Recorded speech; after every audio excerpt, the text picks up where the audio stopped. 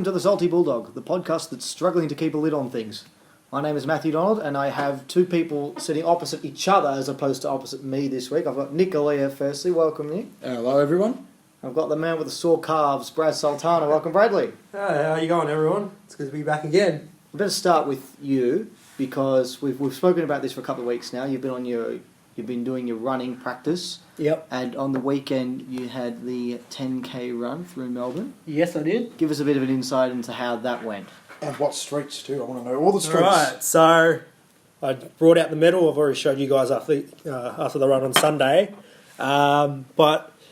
So we did the 10 kilometre run, or I did the, I hate to sound individual, but yeah, that's how it was. I was there in spirit. So I did the 10 kilometre course on Sunday morning before the game. Ended up raising $394.05 for Peter Mack out of the $500 goal. So that's all right. It's still $400 or that the last $150 came in the last week. So I have to thank you guys in particular as well. We chipped in, yeah. We did our bit. Also, thank you to Amber, who is probably listening to the show as well. So thank you for your donation last week, and everybody else who donated in the last couple of months. The route itself was very interesting. So we kicked off in across the road from the Art Centre, ran around the Botanical Gardens and back down to Alexander Avenue towards the Queen Street Bridge, Queen Street Bridge, headed towards the MCG, ran around the MCG, headed towards Punt Road Oval. So we ended up running past Tigerland and Brunton Avenue in front of the G again, and finished up at Burong Mar. So it was a bloody good run. That's a very scenic route. That's a very scenic route. I like that, though. It was. No, it's impressive. It's impressive. Shoot, I can't remember what I was going to say after that. Your time. Oh, yes. What was your time? So my personal best time was achieved on Sunday as well, 53 and a half minutes, beating my personal goal by 5 minutes. So, yeah, it's fantastic. Because we were going to say, I think you said last week that you broke your personal best and it was about 58 minutes. Yeah, and that was on the treadmill. And he flogged it. Yeah, well, to be honest, I'm not as closed in, caved in as you are running on the treadmill when you're with other people as well. So they kind of help you, keep motivations. That's the one. I would have thought that it would actually be harder to run a faster time when you're actually outside. Because you'd have to deal with things like wind resistance and... I thought that too, but the good thing was there was no wind on Sunday. So it was perfect conditions. You couldn't ask for anything better. That because you see an opponent ahead of you, you think... You don't sit. It's like driving a car as well. You think, I've got to get ahead of this person. I want to overtake you. Exactly right. It gives you that mental drive, which is nice. That was your mindset. Just you're perennially second, and you just had to overtake the person in front of you. Pretty much. But even with that, I probably walked about 5 minutes worth of it as well. So I could have possibly done it under 50 minutes. Who knows? But yeah, it was really, really good. Did they have standings in terms of where you came out of everyone that Is there there's the total of how many people participated in this? In the waves and the group, and so you got like different waves that you're in. So first wave goes first, obviously. Second wave goes after them. Third goes on. I see. Okay. I was in the third one. Yep. They're about what? Just trying to look up the results again. They're about a minute behind the separation. Yeah, something like that. Yeah. Sorry, I'm just trying to look it up again. No, that's all right. But in my age group, it was from age 18 to 29. I think I came like 1,160 something out of 8,000 participants in that age group. Not bad. There you go. Well, actually, I'll look it up properly now. Sorry. Here it is, the certificate. So 1,182 out of 5,652 participants.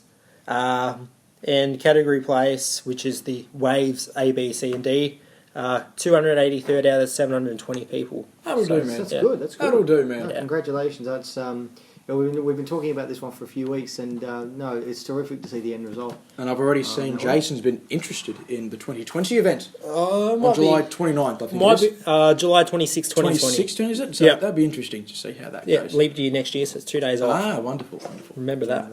That. But yeah, if anybody's interested, I'm keen to go again next year. Just I'm hopefully sure it you doesn't would be. fall into Bulldogs game day again, though, because that was kind of a little bit of an annoying thing. But I managed to do all right without it. We got by. We actually did go to the game afterwards. Yep. And it was. And you were late.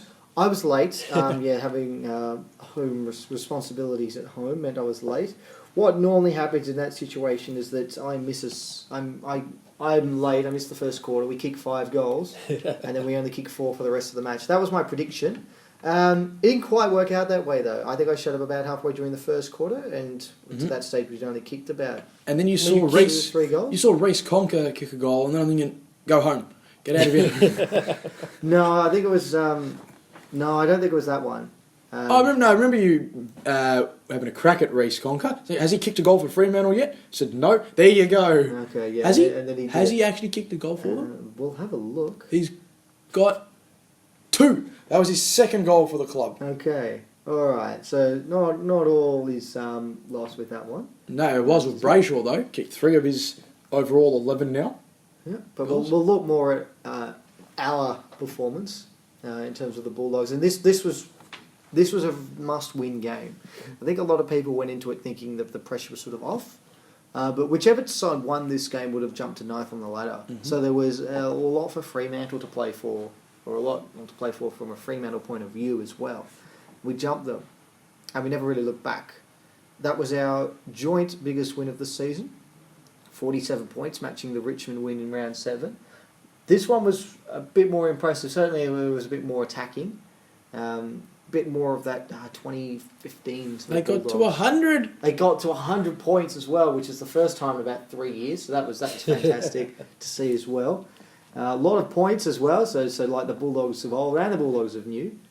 In terms of I like that over 100 consistency. points, Yeah, going from at one point 11 goals 3, we thought, oh yeah, this could be a 20 goal plus game for us.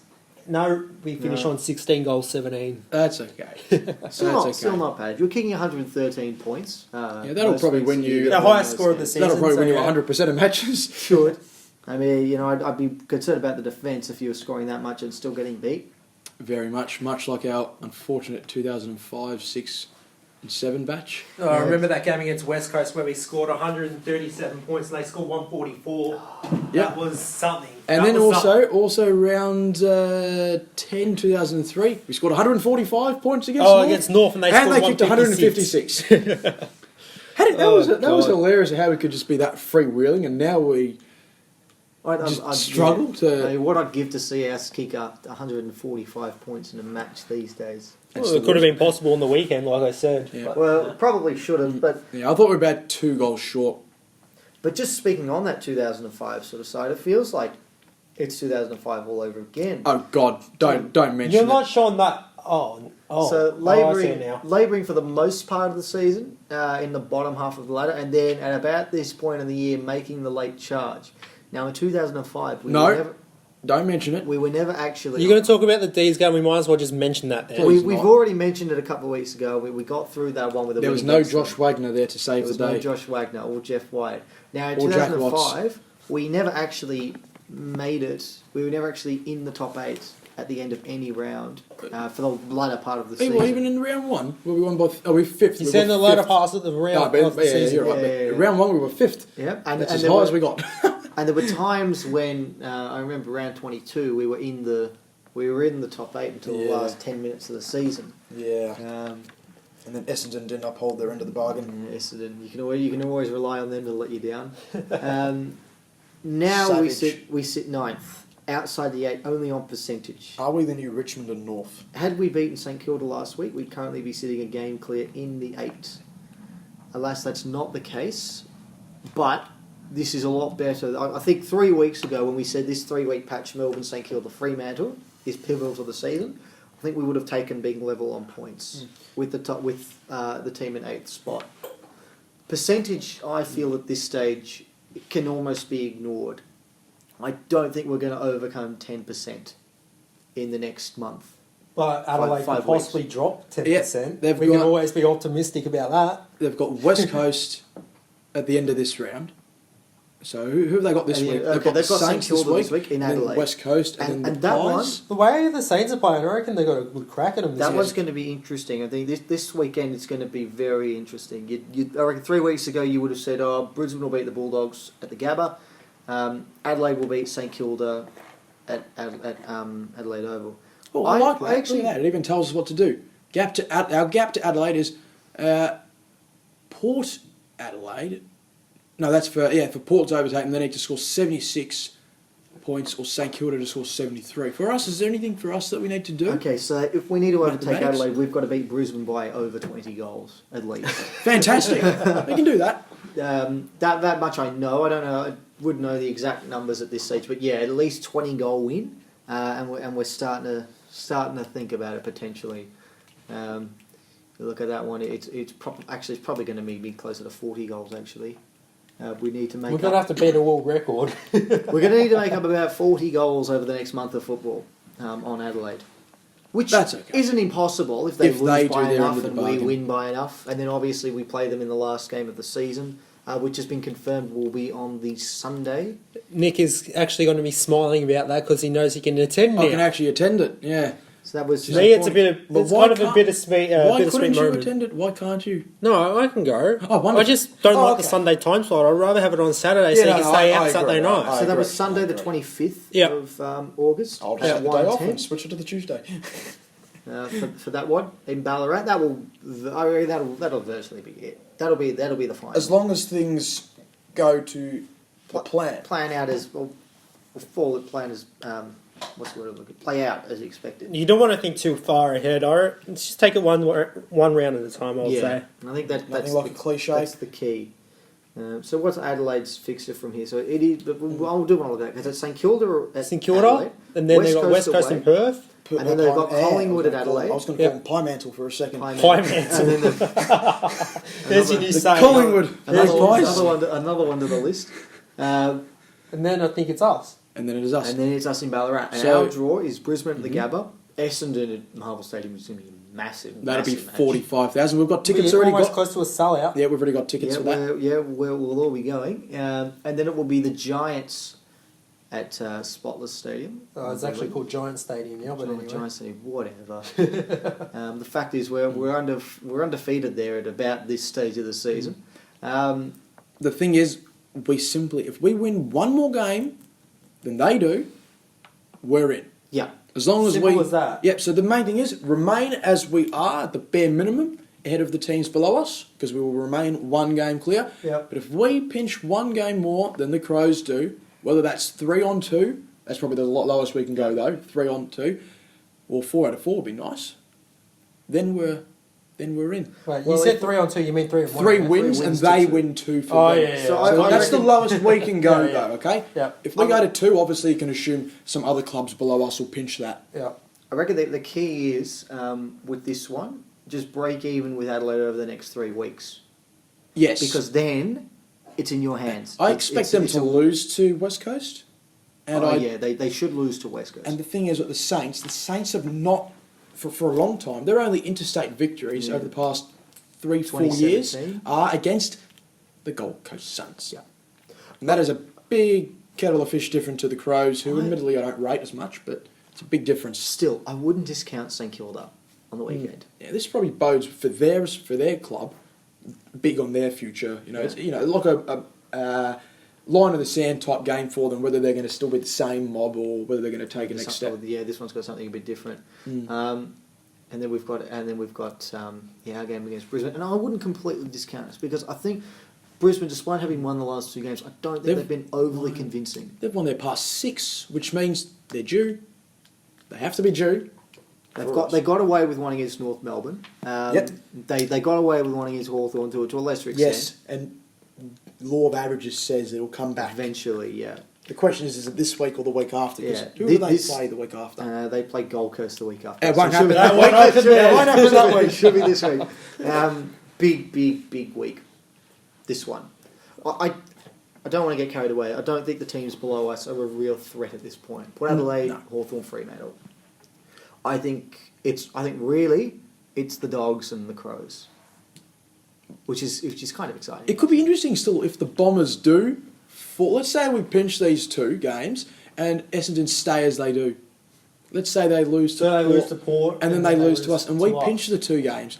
We're back on 44 apiece, and that opens up the game for 7th and potentially the Pies if something cracks there, because there's a few interesting things happening at the Pies at the moment. Imagine if Collingwood missed out on finals. It'd be hilarious. It won't happen, but It's- anyway. No, but it would be hilarious. It'd be very unlikely. I think the only side you'd be odds on to miss out in the finals would be Adelaide, but even they're still in the box seat. But I wouldn't rule us out. So does their coach get sacked in 2 weeks' time? Just in time for us? Don Pike. That remains to be. Yeah, it remains to be seen. Yes, that's the word. He does have the backing of the board. When was the last time? Oh yeah, well that's always a good No, but sign. they're not going to pay him out X. They're not going to pay him out. When was that the much. last time a coach got sacked after getting their team into the finals? Nick will know. I'm trying to I work don't it out. expect anyone else to know apart from Nick. That's all right. I'll get back to you on that. I'm going to roll through some things in my head. But All right. so the last time a coach The was last sacked, time a coach was sacked after guiding their team to finals. the year prior. No, finals. So Oh, it would be, yeah. Well, then that would so be. it would be that'd Adelaide be Brenton making- Sanderson in 2012, who was sacked 2 years later, and he was only coach for 3 years. No, That was the no, closest no, thing you can get to it, or I'll keep working through it, but that's the best I got at the Yeah, moment. my hypothetical would be Adelaide making finals this year and Don Pike getting sacked. I don't think that hasn't happened. I will roll through it, but that's all right. Go on. So let's look at the weekend then. Dogs Fremantle, as we said, 47 points. Led by Bailey Dale's 4 goals. And then A coach's vote and a coach's team of the vote. week. a team of the AFL week nomination. media. He wasn't alone though. Jack McRae with 38 disposals. Caleb Daniel working himself back into the side nicely, a bit quiet last week with 29 disposals this week. Marcus Bontempelli with 28 disposals and 2 goals. Continuing, he moves up to second in the coaches' He's the only Coaches player to. Association votes. He's the only. He's Polled in 12 matches in this the year. most matches. he's only 5 votes behind Tim Kelly at the Yeah, so moment he's- too. he's Who closing in. I still am surprised that apparently he's a sure thing for the Brownlow. No. No, To I me, don't he has think not so. been as good as made out to be, and to you, He's Cats, had a good part Yeah. earlier this season, Yeah, he but was good he's early in really the year, started but to he slow slowed down. and I'll say this to you, Cats fans out there, he is not worth 2 first-round picks. No. You're very optimistic when you say that, don't you? He Aren't isn't. you? If he is, if someone pays 2 first-round picks for him, they're nuts. He's a good footballer. You calling me nuts then? Yes. I reckon he might be. What, 2 16s and 17s? Possibly. They're not going to give him away for that. Well, you look on points for that. What would the points equal for that? It's useless for the Cats because they don't have fall any down. prospects coming through. But yeah, no, what you mean. Points wise, yeah, but it's not going to work for them. For us, maybe with we've got 2 fellas coming up later this year potentially, but we'll talk about them later in the episode, maybe. Another one whose performance I thought was incredibly underrated was the 10-mark performance of Aaron Norton. 100 marks So so that for the was season. So that was his 100th mark for the season, the last of his 10 marks. And Nick, you were telling me last night he was the first. He's the first Yeah, key position play. Yeah. key position Yeah. Bulldog Yes. to take 100 marks for the season since Barry Hall in 2010. And obviously Brian Lake in 2010 too. But they were the Yeah. 2 twins for us that did that job.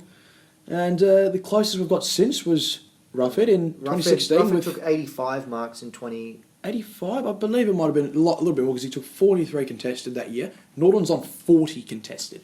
Norton is. I looked this up. Norton is second in the competition for contested marks, behind only Tom Lynch. Can you tell me He's how 10th many? for marks inside 50, and Very Sam good. Boyd is 12th. Thank you. Can you tell me how many marks behind overall he is, or where's he fit on that scale for the comp?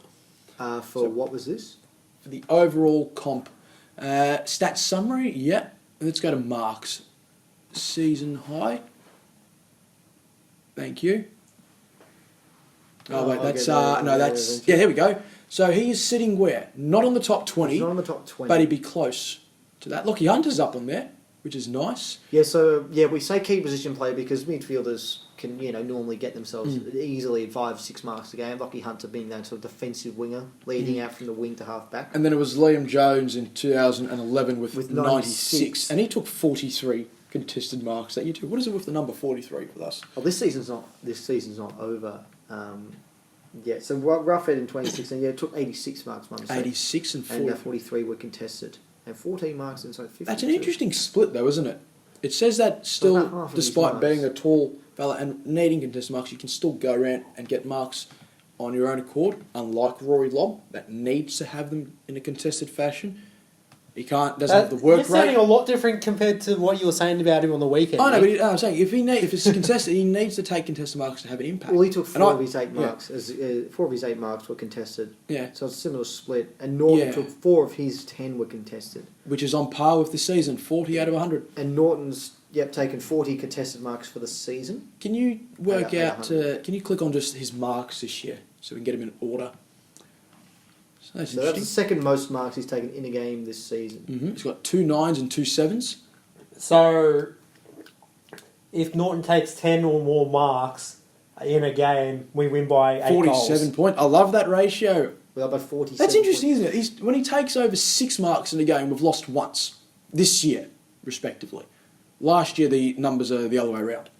Look at the goals he's kicked. 3, 3, 4 and 5 in those 6 mark hauls. And the marks inside 50 also.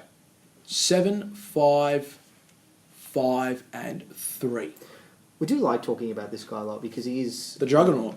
Well, he's more than the juggernaut. He's a key position player, which I've told you, I've said in the past, it's so exciting to see a key forward run up the footy, take marks and go back and kick goals. His form has actually been pretty quiet of late since the Carlton game. The Carlton game, he's gone goalless in 4 out of 6 matches. That goal he scored, as freakish as it was against Fremantle, that was the only time he scored a goal since the Carlton game, apart from his Geelong match where he kicked 4 goals. And that's because teams are putting more work into him. Yeah. And what happened in round 14 and 15? Who got off the train? Shaki. Shaki, Shaki. Now, obviously, getting him back this week will help. Will he? I think he will be right to come back. Okay. That'll help out Norton a lot too. And we were talking about Norton and Shaki and what Norton's role in the side is. To me, Norton is, and you said the same, Nick. He's not. If your full forward, centre half forward combination was, and I don't know why I use this example, but if it was Alistair Lynch and Jonathan Brown, Norton would be the Jonathan Brown. Yes, I He'd agree. be the centre half forward leading up to half forward to the wing, taking the marks. We don't have. He's not, and you were saying he might. It's probably better for what we need at the moment, but he's not the Alistair Lynch that you can see. I agree. He's not. Actually, here's a better example. He'd be the Nick Riewoldt. And Kaczynski would be the... No. Or Fraser Garrick would be the full forward that we probably wish Tom Boyd could have been, and definitely could have been. Obviously, we haven't got that now, so we're still lacking that key piece. And I know it's a very traditional, conventional forward setup, but I reckon with Norton doing what he's doing at centre forward, I reckon it could work. Yeah, but it's incidentally Shaki's best spot too. But Norton does a better job at it. So the interesting thing is, to make it work, you put Norton full forward and Shaki centre half. But you lose something to get something else, isn't it? It's a difficult balance. What do you reckon, Brad? Would you play Norton as a centre half forward or a full forward? Centre half forward. Yeah. I agree. It just needs to I have said to, a I think I proper might have said to full Matt on the weekend. He reminds me a lot of Chris Grant in a way. Moving forward up the ground, in towards the middle part, getting those marks in and helping out with the players to get inside 50 there. I said I saw the Chris Grant comparisons after the first Collingwood match when he was taking those marks on the wing, the way he would leap and jump at the football and just come over the top. They were very, very much like Chris Grant marks. I think it's interesting also because, and we've said this too, the most important kick in the game is the last one going inside 50. Yeah. And he's good at that. He knows what to do, at least brings it to ground, etc., etc. But that's only when you're going forward, obviously. When you're in the back pocket, you need a get-out-of-jail kick. Down the line, yeah. And he's provided he excellent. did that a few times on the He weekend. provided an excellent release option for that. We'd love to have. We could actually, if we had two of them, it would be, cloning device is still not in process, but it'd be perfect, because he fits the full forward role well, not as well as he does as a centre forward, but his best attributes, in terms of competing and one-on-one stuff, is best executed as a full forward. But then again, his leap, which is another of his great attributes, is best executed as a centre-half forward. So it's a tricky little conundrum we have there, but it's a good one to have. For sure. What did Riley West, shall Yes, we? yeah, I was going to move on to Riley West, the debutant. Managed to get a goal in his first game, managed to get a win in his first game. Father Scott's thrilled about that. 14 touches for the number 14. 14 touches to number 14. 75% game time. Yeah. What did you make of his performance, Nick? Brad? Let you roll with it? All right. Yeah. I liked what he showed for the first game. Very, what's the word? Nick, you've described it to me before. It's Mongrel and campaigning. That's the words I was looking for. Yes, campaigner. Very Human cannonball type. yeah. He'll put himself at the ball. It doesn't matter. Yeah. Whatever. Yes. He'll go for it. Yes, he's a very nice fit for the Clay Smith role, isn't he? And it's very nice to see that, of course, it was Clay that did comment on. Was it whose Instagram was it? Was it West or was it the Dogs when Riley got his debut? I'll go and have a look. Yeah, I believe there was a comment there that Clay made, and it was very nice. So. Did Clay hand Riley the jumper in the jumper ceremony? You and I got told a couple of weeks back that if it was it was to be his mother that Because I handed didn't over the actually goose. see the footage of that. Normally they upload the footage. No, I don't think they didn't they? There might be a reason for that, isn't it? Perhaps. What does it say there? By Clay or? No. I was just showing you the photo with. Oh, it's a Westy gorgeous Westy. picture. It's a great picture still. Interesting to note as well that on Scott's debut he only managed 7 disposals. So we look forward to Riley being twice the player that Scott was. And does that mean? Well, if he's twice the player, does that mean no Brownlow medals? No, it means he's going to finish runner-up 4 times, as opposed to 2. And Shane third, Woden's going to win 2. Well, Woden got votes for a 17-touch game that day. And pretty much the funny thing is too, with that Brownlow thing, there were players before the start of round 23 because they expected Woden or didn't expect anyone else to poll. They were pretty much shaking Scott's hand in congratulations from clubs around. Yeah, That's how ridiculous it was. Yeah, but you say 17 disposals for or 3 votes for a 17 disposal. I game believe from so. Woden. For I know better. I know someone who got 3 votes for 14 disposal matches. Is this our great man? This is great the man? Great man, Here we go. Zeno Zatsaris. Yes, we loved this story last year. That was brilliant. Yeah. Played kept Gary Ablett senior goalless, And we still lost by 8 goals. 8 goals, 14 disposals, and he got 3 Brownlow votes. Yeah, we still lost by 8 goals. How does that happen? Those were the days. We've always been... Couldn't find the thing on Instagram for you. but there's something that Clay did post in comments. So with remember Riley then, obviously it's crunch time in the season next month, huge for many reasons for this team and then for the future of this group. Does Riley do we trust Riley with The small forward with role. the responsibility of playing a role in this team over the next month, or are there more experienced fellows that we can turn to in the VFL? To me, we do. We The keep guy is made for it, made for these types of moments. It's in his blood, after all. But his style suggests that when it comes to the crunch, he'll be the man.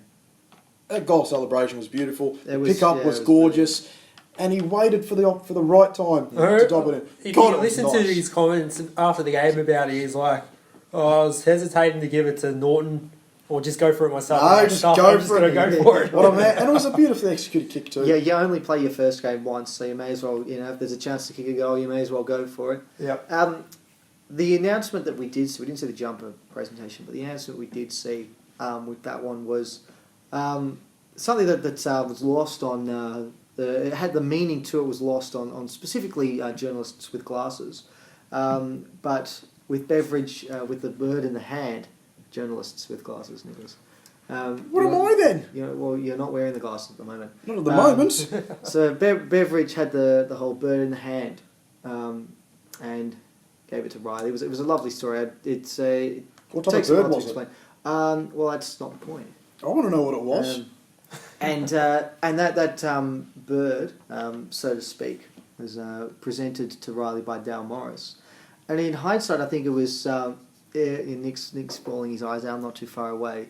I think the events on the weekend, in hindsight, it's kind of appropriate, I think, because you can look at it a few different ways. You can look at the wise old man, as Beveridge put it, giving Riley this opportunity, but it's also, I think, very much a changing of the guard sort of thing. Yeah, That's passing how of the torch, yeah. or whatever you want to call it. That's how I Yes. choose to see it. And now the bird is in Riley's hands.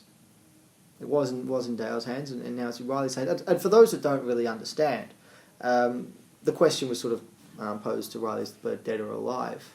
It's in his hands because Riley doesn't know. What Dale said to him was, it doesn't matter whether it's dead or alive. What matters is it's in your hands. And by bird, it's obviously a metaphor for his career and his opportunities at this It's level. time for you to let those wings fly, man. So it's nice. It is. I thought, I thought it was. I thought what happened at the time combined with what happened on the weekend with Dale. I thought the whole ceremony was quite touching. There is There is one key. Before that, though. before that, though, people say things regarding coaches and stuff. There is much more to a coach than just the match day performances. Yeah. All right. You know, there are They're a lot pretty of much your things that second go. father figure in a way as well. There's a lot more to it. People saying, "Oh, this guy hasn't taken us to a flag or whatever the heck or finals." Yes, wins and losses are very important in the scheme of things, but there are so many other avenues that can make a group what they are. Yeah. And Bebo is well and truly entrenched in that. Yeah. And it was. I thought it was a really lovely video, and I thought, what happened with Morris on the weekend just made it hit home all that more. And what happened with Dale is that he went off injured. It's been confirmed. He's torn his ACL. He will undergo a full reconstruction on that one. Traditional, yes. Yeah. Now, you noticed it straight away, Brad. Yeah. That it was Dale. That it was a knee. Yeah. I was also checking my phone, and a lot But of that people wasn't the time that he were did looking it. Good. No, He'd already the done time I saw it was the second time he went down after the. Yeah. I think it was the Monday incident where Monday landed on him. I didn't see that one. And that's why he was sent forward. So we believe that he had already done it. Yeah. So it was very much. I was in the reading on place social with- media that Cooney even said it. He'd probably done it as well. So after that, and then the second time he went down, you guys didn't really notice it, but I did. Oh, we saw some. We just didn't know what He was Yeah, we saw leaning someone, down. yeah. He straight away put his arm up, Yeah. and he was clutching at his leg, and I Yeah. thought that's it. Yeah. Unfortunately, and worst case scenario, that was what happened. Now, I found it very difficult to enjoy the second half. Yeah, I think me the too, players yeah. found it very difficult to concentrate in the second Yeah, half. They won each of the last two quarters, but only by 4 points. There's something off about this, for me, because if you think about everything, this is his third knee in 18 months. The guy's 36 years old. He's had a spate of injuries. And we've been talking about we it spent too. last week And the week before and the week before talking talking about his future beyond 2019. But there's just something that doesn't sit right with me here. And I don't know if you guys feel the same, but there's just something telling me that this isn't the last time we'll see him. And I don't know what that is, because all logic does tell me that this is it. You know what I feel? But for some reason I don't know. I feel we do this. So we let him. This is quote. We delist him and then redraft him in As the a rookie. mid-season draft, and he makes a return after playing form for Footscray in the VFL. We upgrade him to the main You know he list. won't be playing until at least second I half know. next year. He can do. He might be worst. playing 2 games potentially. He might fit in there because Well, it's how- a long way away. How long would it take to It seemed recover like- from a reconstruction? We They say 8 to 12 months. So Yeah. I reckon it's got Yeah. it closer to 9. Yes. I reckon I mean, obviously, yeah. I mean, they say 12-month injury. Basically, what they mean is, if you do it at any point during the season, you'll be out for the season. Yep, No, pretty you're not going much. to come back from it in 6 months. Now you have to remember that the tear that Morris suffered at the start of the year was a partial one. It wasn't. So this isn't a full reconstruction. He got his wife got him onto the bone broth. He got him back out there within about 100 days. 125 odd days, yeah. That's so screwed, seriously. Yeah. He's a nutcase, isn't he? He's an He's- absolute he's- wonderful But he's nutcase. our nutcase, Nick. We love him for it. Do you guys feel like he's played his last game for the club? The hesitation there just confirms my belief that there's something more to this. Not entirely for me. I think the club will try and have a chat with him. I do think that he'll say, go and get and keep going. Yeah, I'll be back in 3 weeks, guys. Yeah, but I think the club will have a chat to him. There's just something. Yeah. Can you please just click on his name on this? Sure, so I've got his name up I want here. to What did figure you want out to look at? and just scroll down slightly, very slightly. Stop. Where are we? What are you looking Oh, I was going to try and figure out there how many clearances Dale Morris has ever had. And he got a clearance in his last game. How many overall has he had? 88 clearances. He has a best of 4. Can you find out when that 4 came from? It came in a... Oh, God. Okay, we're not going to talk about this. We're 2007. not going to talk about this game. 2007 and we got belted by... Well, of course he got 4 clearances that game. The ball spent the whole match in our back line. He had 16 touches and a shot at goal. And a shot at goal. Oh, good on him. Oh my good God! And the margin did creep over to the 100 mark. That was a. We don't like to talk much about 2007. No, 2007 was the year of what could have been. But, Brad, do you think he's played his last game? As much as it troubles me to say it, I think he might have, unfortunately. But let's look at the positive. I know there's not really much positive to this, but his last game was a win.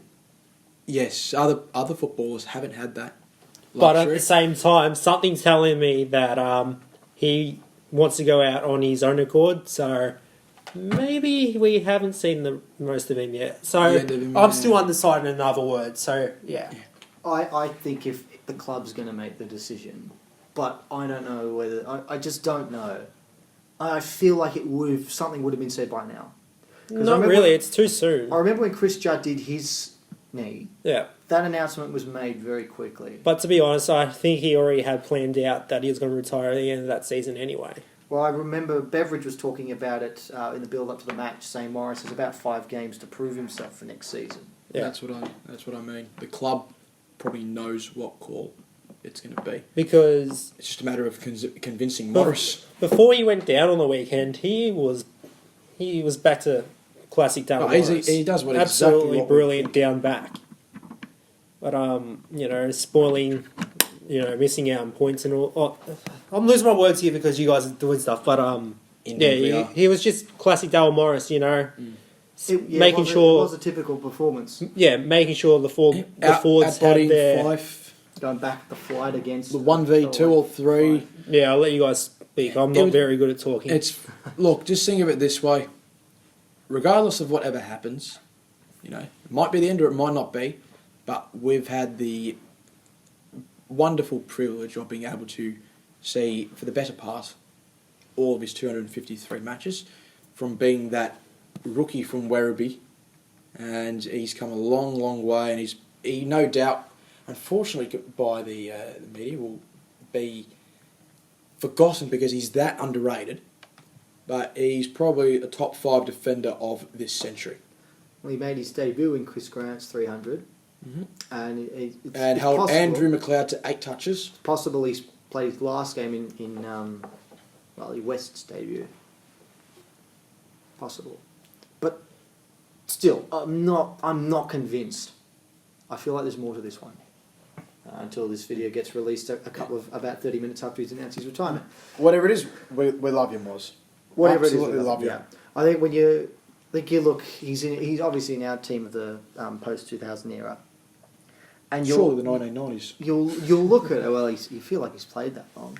Yeah, you'll look at it and you'll go, and you just see his name there, year on year, just sitting just named in the back pocket all the time. And I think a lot of people that don't know a whole lot of the game would constantly see his name there and not think too much of it. Because it's just tucked away in the back pocket there. It's just, he's there to do a job, and he sort of, and he'll do it, but there's bigger names. There was, there's more important who names. was it? Nick Rewalt on the Monday, when I was listening to the SEN in the morning, and he was saying about Morris that there were contests and moments where he had no right to have won it, but because of who he was and because of his belief in things, he made a 10% chance turn into 100 because of what he wanted to do and achieve. The only Brownlow vote of his career came against Nick Rewalt, too. Yeah, that was actually a great game. That was a brilliant turnaround, that match. Round 3, 2008. And one of my favourite player to journalists in Matthew Lloyd always finds it difficult to talk about Dale Morris, I think, because Matthew Lloyd loved playing against the Bulldogs. Absolutely loved it. And then the second Dale Morris turned up, he wasn't able to get a kick against us anymore. And I think he was always a little bit bitter about that. Nor a free kick, I think, Nor too. a free kick, yeah. Because, he's up against... he was up against his superior. From the moment that they butted heads. I wonder how many Coleman medals Morris could have won if he played as a full forward. Yeah. Probably would have won a few. I wish he had got a goal. He looked like he might have... He should have got like 3 free kicks. Yeah. He still brought it to ground. And we got 3 goals out of that one at the end. One sentence each, or one phrase that just makes you sum him up. All right? One phrase. Yeah, anything. Just something. Just one thing. I whatever don't it know is. any phrases. That just... Not anything. Pretty anything boring, that to be sums honest. him up. In his Courageous. Captain Courageous, if that was a word. Mm-hmm. I know that's been used for Woody, in a It's way. cliche. No, he's captain the club, Dale Morris. Yeah. So I get that. How many games was it? Like 1, 2? 2, 1. 1. Doesn't matter. I think for me, when I said it with Boyd, it was the idea of hope and stuff like that. Yeah.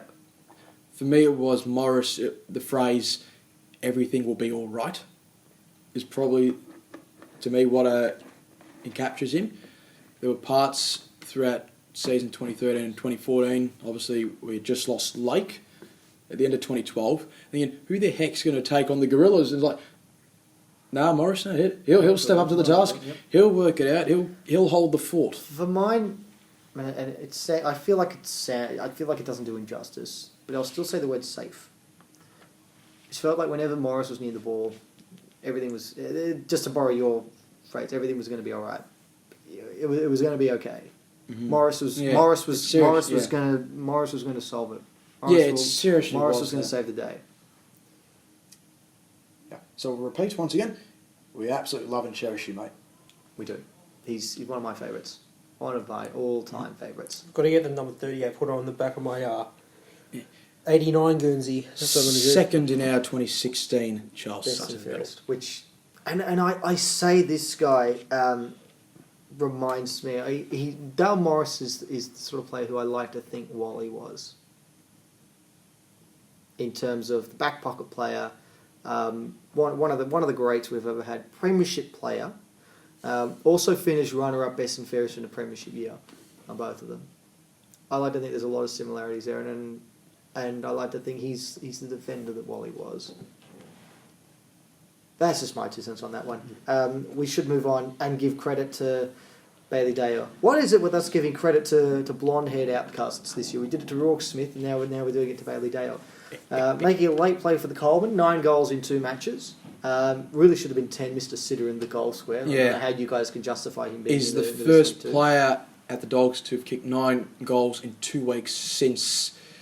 Jake Stringer in rounds 7 and 8 2016. And also Cramery in rounds 17 and 18, 2015 against the Pies and the Bombers. The Bombers game when he ended up beating Essendon off his own boot. So yeah, that was wonderful. Oh God, I missed that time. I missed that group. Yeah, kicking 130 points a game for that 6-week stretch. So we've been calling out for another goal kicker because we've got Norton and Shaki who are developing nicely at this stage. And he's a very natural forward. This guy is a very natural forward, Mr. Bailey Dale. He is. He is the cream. We've got Dixon and we've got Lloyd. Certainly, on the wrong side of the age. Time is not on his side. In particular, Dixon, but I still think Lloyd's got at least a good 2-3 years left after this one. Dale, we needed another one, and Dale's starting to provide that a bit. And he has provided it. He's actually before. making you believe now, Matt. He kicked 5 goals last week against the Saints. 3 of them were in the last quarter when the game was over. And he kicked them. Yeah. How many others of our team kicked them? And The point of the story here is he can kick a set shot. Yes, you're crying out for a goal kicker, and you criticise him for kicking 3 goals. Well, look, in the final term. It's not a criticism because 5 goals you'll take 5 goals. No. You Not will. when it's Bailey Day. No, you'll take a 5-goal haul. So I'm not saying he's not a squib like Brendan Matera does. Okay, No, he at least earns his. I'm not saying ball, that. I'm not saying it was a bad 5-goal haul or he didn't deserve it or or whatever. The way you were saying it is like it was He doesn't deserve 3 of those 5. Well, it was like an underwhelming 5 goals. Because maybe that's kind of a way of putting it back. Because it's easy to say, I kicked 5 goals. I mean, remember when Brandon Matera kicked 5 goals against? But that's Australia a different in the year? 5-goal haul than this one. Why? That last week's one. What was different between the 2 goals? Well, probably one bloke kicked 5 goals, another bloke kicked 5 Probably goals. the fact that where Dale was taking his shots from were probably a more total cumulative than Matera's 5 shots respectively. Yeah. Now they probably totaled 42 metres. Dale's and one kick probably was about 50. But Matera's 5 goals were kicked when the game was still in the balance. But they weren't from his own work. Dale's was actual leading patterns that were honoured. It's strange that the teammates do look for him though. Yeah. To shoot the goal. But they trust him. But my point is that you can look at a 5-goal haul and you can pick it apart and say, well, it's not that good. Even though both games will say, oh, that play kicked 5 goals, but they're very different 5-goal hauls. Yes, one is very unimpressive, and the other one is competent. Dale's was kicked when the game was on the line. I wanted to see him kick the goals when He wasn't given the ball then, so how can he kick the goals if he's not given the ball? I wanted to see him kick goals when the game's hot Well, and when the game's not over. Yeah, and we'll see that he has to have the opportunity to do so. And he we saw did that in the second quarter. Thank where you. we were making, and I'll give him credit this week Here because we go. this week's performance was much better Oh yes. than his 5 goals last week. Even though he only kicked 4 goals, he kicked 2 goals in the first quarter when the game was hot, and then he kicked 2 more goals in the second quarter when the Dogs he were kicked making 2 their in a move. minute in the first quarter. He actually should have got 6 because the very opening score of the game, he actually should have nailed that. That was what did he do? He should have nailed He was running into the. Yeah, he was running into towards goal. goal, and he he dribble went kicked with it. Yeah. No, he went with a drop palm. It was just missed. just. Grazed. And then he missed that one in late in the third term that he really should have kicked from about 10 metres out. Mm. But the timing of, and look, you're not always going to be able to time when you kick your goals, and that's fine. He can't decide when he kicks them, but the fact that he kicked them when he did this week is why I think that his performance this week was more impressive than his 5 What goals about against the Saints. you talking about that though? What about Andrew Brayshaw, who kicked 2 of his 3 goals in the last that's quarter not impressive. when the game was done and dusted? Yeah, that's not impressive. But he was impressive. Well, because he was impressive, for in terms of what else he did. He was very impressive for the whole game. Was it Heck, 26 touches for him yeah, on the hell, he weekend? probably should get the 3 votes in all seriousness. Yeah, well, this game was fine, but if you're going to go, 3 goals, this guy's great. I mean, you saw the goals that he kicked. They were great finishes. A lot of our blokes would have missed it. They were great finishes, but he's not going to kick those in the first quarter or in the first half. No, that's the fact that he still. I mean, where were he's still gotta those? Where were kick them. those goals when the game was on the line, Nick? They weren't giving it to him. He was giving it to others. Just his other teammates didn't make the most of it, And like that goes Brandon Matera. And that goes back to my point. You're not always going to be able to time when you kick your goals, but when you can, and when you're given the opportunities, Do it. when Take it. when it matters, Nick. That's another avenue, but you still got to kick the thing. I mean, would you rather kick 5 goals in a? Would you rather kick? Would you? All right. I can't believe we're criticising someone that's kicked 9 goals in 2 weeks. Would you? No, I'm not criticising. It's just an observation. Would you rather do what Jack Redpath did and kick 4 goals in a quarter against Port Adelaide? I thought he had a great game. when the game was done? He deserved those 4 goals in that last quarter. Yeah. Would you rather do that, or would you rather do what Tory Dixon did and kick 4 goals in a preliminary final that's decided by a kick? Yes, I know, but that's just completely different.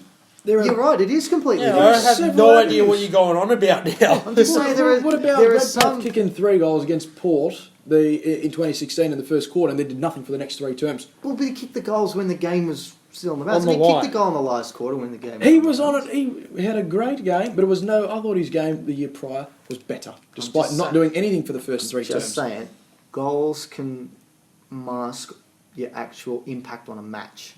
I say Bailey Dale's impact this week was greater than his impact last week. He could have had no goals. His impact was far superior. He was very good and he earned those goals. You can't say I- you kicked no goals 5 and say, oh, you had a great impact. You can. He played well this Buddy week. He Franklin- played better this week than Buddy he did Franklin last kicked week. 2 in my goals, opinion, 11 too. against us, did, and he but destroyed us. He did, that but day. I'm 2007. going to be keeping a very close eye on Bailey Dale to see Right. his impact on this week's match. Because Well, I can this, do that. this week's game, you will be going, Brad, Yep. but this week's game counts for a Yeah, lot. this is a big match. I mean, for we were us. sort of saying after the match last week that this is probably our free hit. We don't need to win every game to get in the finals. We've This said, is our, we've elaborated, yeah. as long as we win one more game than the Crows, and Yeah. as long as we win or remain 2 games or 1 game clear of the teams below us, we're still in the hunt. I reckon if we win one of the next 3, and we go into the last game of the season against the Crows, And if they, as long as they lose to, because West I Coast don't think and they'll win 2 of the next 3. stuff. No, I don't think so either. I mean, they play St Kilda. I know we've done this already. I'm going to St be Kilda and optimistic Adelaide. here, and I'm going to say they're going to lose this week against the Saints as well. I don't. Yeah, I reckon. I reckon there's no way If they lose to the Blues, they're going to have to lose to the Saints. They as well, will not I win The reckon. Blues was a very predictable tip-off. Yeah, that was a very easy. Yeah, Tip. I know, but still. Yeah, but I reckon the don't- Saints are on a roll as yeah. well at the moment. I don't think Adelaide won't win 2 of the next 3. Does They'll that win make one us? most. Does that make our loss look better? In a way, yes. I'd give it more time. You can't judge a team in 2 weeks of form. I'd give it more time. Firstly, Well, But they early haven't days, been- I'm going to say yes. They haven't been that bad this year, but they haven't been that brilliant as I've. it makes our win again. It makes what's transpired over the last month and a half makes our win against Carlton look pretty good though. It does. Say that It much. seriously does. At the time, it looked ordinary, and it looked lucky. Now it doesn't look so bad. So probably need to give it that St Kilda one a bit more time. Changes for this week. Bailey Dale's going to keep his spot on the side. Well done, Bailey Dale. You kicked 4 goals in a Does match that that actually mean- counted for something. Does that mean no triple Baileys? I reckon possibility. Well, look, Dale Morris is obviously not going to be going, so that's one change you've got to make. Which means Cordy drops back, or does Cordy stay forward? I wouldn't mind seeing Cordy stay forward, but you've got to bring in. That Lewis means Young. you've got to bring in Lewis Young. Yes. Yeah, not Lockie Young, Beveridge. Lewis Young. Yes, I think you need a. But the thing is, though, Trengove can take on McStay, or Cordy could take on McStay, but It's we not don't have about a proper- McStay, it's about Heap. I know we don't have a proper matchup for him because his athleticism. And I said this to you guys on Is the the weekend. issue. Lewis Young's probably our best bet for I it. think so, but he's not as strong in the air for it. What about Fletcher Roberts? I mean, obviously we need to bring in a key defender, and the 2 you're going to be looking at are Young and Roberts.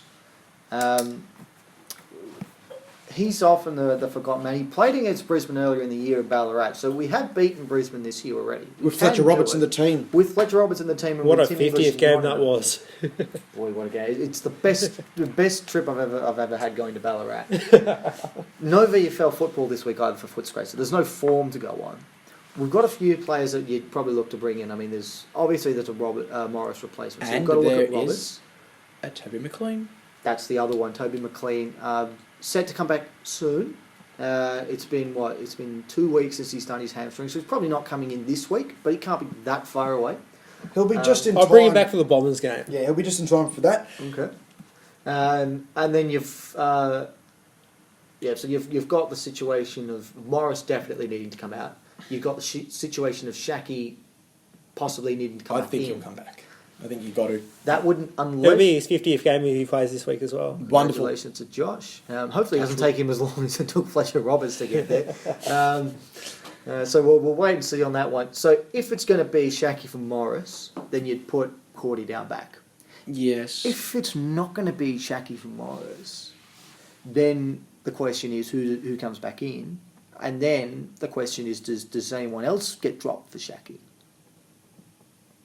Let's go back up to the team list. Who would you drop if you had to drop one player from the weekend?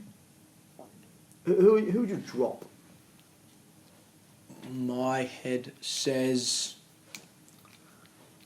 Curious about this is horrible. Lipinski's been a bit for a Yeah, month. this is horrible. I'm going to hate doing this. Press red, You drop Richards, but I don't want to There's only because he his adds first a game great. back. I know he adds a great point of difference to the team. I wouldn't drop Richards. No, I don't want way. to either. I don't want to either. And you don't I want wouldn't to drop anybody if it was No, the that's the case. But thing. we have to get rid of Morris because he obviously can't Yes, play. and to me, that's got to be a key position player. A key position player comes in. Yeah. So who is it then? Reiterate is that. Is it a key defender or is it a key forward? And then that key forward just takes Cordy's spot. Who goes in? Honestly, I like Cordy playing forward, so I would probably go with Lewis Young. Actually, I would too. Yes. Lewis Yes, Young but I on still him. want Shaki in, though. I need another. I don't reckon this is the week for Shaki. No. No, he's going to have... To me, he's got to play. It's just when, but he has to play, as far as I'm concerned. I like Cordy in the forward line, though. I agree. If he's a premiership full forward, guys, come on. Why wouldn't you want to play him in the forward? I want to mention about this too, since we're talking on Cordy. For West's goal, the kick inside 50 wasn't a good one. That was very good. It wasn't a good kick by JJ. It was to the advantage of the Fremantle defenders, Hamlin, and I think it was Chera at the time. And Cordy did what he had to do and got a fist on it and brought it to ground. Mm-hmm. And then that let the Crummers in West go to work. I really do like. He was Cordy waiting as a for the full drop, forward, actually. It's nice to see a forward that waits for the drop at the feet of the forward. I do. Rarity like- for us. I really do like Cordy in the forward line. That's just my thoughts on that one. I just think we're a better side when he plays up forward as well because he does all the 1%ers. Yeah. And he's very underrated with that as well. Well, he'd have to be leading the club in 1%ers. I think he by is. miles. All right, dude, we'll get to that. We'll continue talking, but Matt, do check that out, thank you. Just go to game by game. Yep. Yep, go to game by game. What else can we discuss? I think. I don't know. It's Trip to total- Perth trip to Brisbane this week. Yes, I don't know. what do we think with that? That's not going to help at all, is it? Oh, wait. That's percentage played. What are you doing? Yeah, OP. 'cause we thought- That's OP. Oh, I see. All right. There you go. What are you talking about percentage? Here we go. Same He's up Cordy. there by a mile. 126 to 112. Tim English, third. Amazing. Yeah, but he's quite a while back That's behind Woody and Cordy. That's pretty good for a ruckman. To have more than, arguably the fullback in Jackson Trengove. That's nuts. In fairness, Trengo did miss the first month of the year. Look at you at Lewis Young in round 3. 10. I bring Young in. Don't understand why they dropped him, to be perfectly honest, but I'd bring him in. This is a good chance to redeem himself because he went off the boil after the in 2017 when we were making the charge towards the finals. He's matured a bit since then. He's just signed a new 2-year deal. Yes, that was last week. Or I the think week we before. briefly mentioned it last yeah, we week. did. And we were happy about that. Very happy about that. I'd put him in. I wouldn't put. And look at that as well. 999th player to appear for the Western Bulldogs. And Lipinski was next. Lipinski was the 1,000th. Yes. So this is So and this is going back on what I said earlier. I think you've got to be picking the most experienced players. So you want to pick an 11th gamer? Yeah. Oh, in that case, you're going to pick Fletcher Roberts then. Well, it would. You wouldn't pick Lockie Young. No, that's of course. that's my No. point. He's great, but we've he's got to already have got- a little bit more time to develop. We've already We got all about know 10 that. different versions of Lockie Young in the team anyways. and you wouldn't pick Ryan Gardner, even if he was fit. You He's wouldn't pick 6 him. weeks away. Yeah. So he's still a way off. So it'd be between Young and Roberts, I think, this week. And that's just what I think. I don't know if you guys would... I know you want to fit in Shaki, but you've got to find someone to make way. Yeah, Unless I you just wouldn't- want to put Cordy down back. That's my only thing, but I don't know whether he's the right matchup for Hillwood. But No. I think we're a great chance against them, Even though Brisbane have been good this year. You did mention that they've been a bit off the ball the past couple of games. And we did beat them earlier in the season. We did beat them earlier in the year. And I do think that our best attributes are better suited to combating their skills and what they're good at too. So the matchup I would want this week then, because I've just been thinking about here we with go. Harris Andrews, I'd want to get Cordy on Harris Andrews at every opportunity. Yes, it's probably the only time he's genuinely been beaten this year.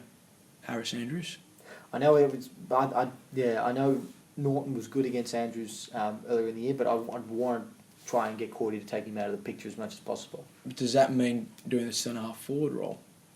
You want to get Yeah, you Andrews push- up the ground, but he's not going to go up the ground. That's the thing. Oh, so you're going to say push Norton or somebody? Well, then down Cordy forward? just roams free. Yes. If we get a free mark on the wing and go forward, I'll take that. Potentially. And then you're left with Andrew's without an opponent, so he's got to try and read where Norton's going. Anyway, that just Yeah, we'll see. that was just a We'll very see what brief happens. thought on that one. They've still got an underrated defender in Darcy Gardner, and a very, very good player. And he'll probably, if Cordy goes for it, he'll take him. Huge match this week. Yep. Hopefully you get to have a good experience there, Brad. This fella's going. Yeah, Brad will be going. When do you fly out? Fly out at 6 o'clock Saturday night, so I'll be getting there around 8:30 Saturday night. Have a nice night. Probably just order Uber Eats when I get to the hotel and just chill out for a bit. That's fantastic. Hopefully there's like a pre-match function or something on Sunday. I'm hoping. I don't know because I'm going to miss out on the Saturday night stuff, unfortunately. Now it's a late start, isn't it? 4:40. 4:40 start. So we'll already know what the state of play is by the time we start. And the weather is currently 23 degrees in perfect conditions for football. Yes, it's going to be a bloody nice time up there. You enjoy it. I will. Have a good time, and I hope your team wins too. Hurl abuse for me.